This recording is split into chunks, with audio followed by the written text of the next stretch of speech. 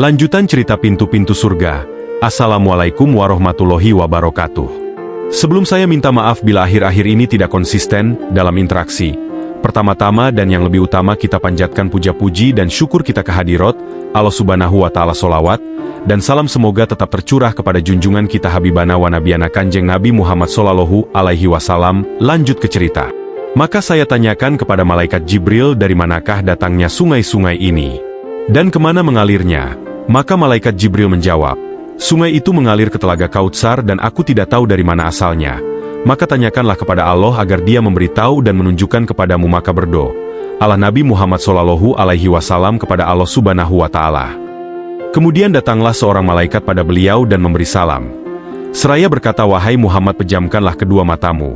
Maka aku pejamkan kedua mataku, lalu malaikat itu berkata, bukalah kedua matamu. Maka aku buka kedua mataku, tiba-tiba aku berada di bawah pohon, dan aku lihat kubah dari intan putih yang memiliki pintu-pintu dari yakut hijau, dan kuncinya dari emas merah. Andai kata semua makhluk yang ada di dunia baik jin atau manusia berhenti di atas kubah itu, sungguh mereka hanya seperti burung yang hinggap di atas gunung. Maka aku melihat 4 sungai tadi mengalir dari kubah itu. Ketika aku ingin kembali, malaikat tadi bertanya kepadaku, kenapa engkau tidak masuk ke dalam kubah itu?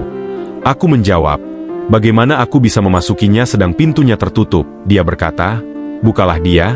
Aku bertanya, bagaimana aku harus membukanya? Lalu dia berkata, kuncinya ada di tanganmu. Aku berkata, apakah itu? Dia menjawab, ucapkanlah, Bismillahirrahmanirrahim. Ketika aku mendekat dengan kubah itu, maka aku baca, Bismillahirrahmanirrahim, maka terbukalah kunci itu, lalu aku masuk ke dalamnya. Maka aku melihat sungai-sungai itu mengalir dari 4 tiang kubah. Ketika aku hendak keluar, maka malaikat itu berkata kepadaku, apakah engkau melihat dan mengetahuinya? Aku menjawab, ya. Malaikat itu berkata kepadaku, lihatlah sekali lagi. Ketika aku melihatnya, maka tertulis di atas 4 kubah tersebut lafaz Bismillahirrahmanirrahim, dan aku melihat sungai. Air itu keluar dari huruf Mim-nya lafaz Bismi. Sungai susu keluar dari huruf Ha-nya lafaz Allah. Sungai arak keluar dari huruf Mim-nya dari lafaz Rohman. Dan sungai madu keluar dari huruf Mim-nya lafaz Rohim. Maka aku baru mengerti asalnya sungai-sungai tersebut dari lafaz Basmalah. Kemudian Allah Subhanahu wa Ta'ala berfirman, wahai Muhammad, barang siapa yang mengingatku dengan nama ini dari golongan umatmu dengan hati tulus ikhlas lafaz Bismillahirrahmanirrahim, maka akan aku beri minum dia dari 4 sungai ini. Kemudian Allah Subhanahu wa Ta'ala memberi minum kepada ahli-ahli surga itu dengan air surga pada hari Sabtu, memberi air minum dengan madu surga pada hari Minggu, dengan susu surga pada hari Senin, memberi minum dengan arak pada hari Selasa. Di saat mereka minum, mabuklah mereka, lalu terbanglah ahli surga itu selama 1000 tahun hingga mereka berhenti pada suatu gunung yang besar dari kasturi yang harum. Semerbak baunya sungai salsabil mengalir di bawahnya. Maka minumlah mereka pada sungai itu tepat pada hari Rabu. Kemudian terbanglah mereka selama 1000 tahun hingga berhenti pada suatu istana yang indah. Di dalamnya terdapat ranjang-ranjang yang tinggi dan beberapa gelas yang sudah disediakan sebagaimana yang sudah diterangkan dalam Al-Quran. Maka duduklah setiap orang dari mereka di atas ranjang, lalu datanglah pada mereka minuman zanjabil.